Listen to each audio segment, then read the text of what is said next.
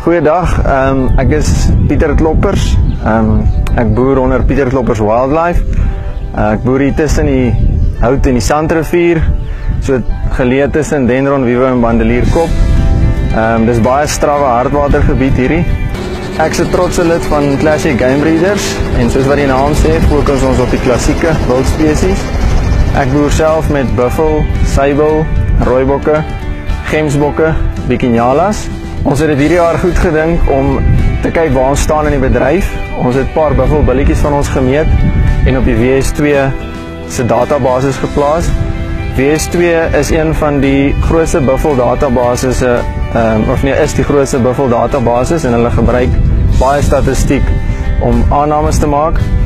Die 6 buffelbilletjies wat ons gebruik het, lê tans loshande bo die top 10% van WS2 se stelsel. Ons is baie trots om te kan sê tussen die ouderdom 6 maande en 4 jaar presteer Classic Game Breeders uitstekend op die grafiek.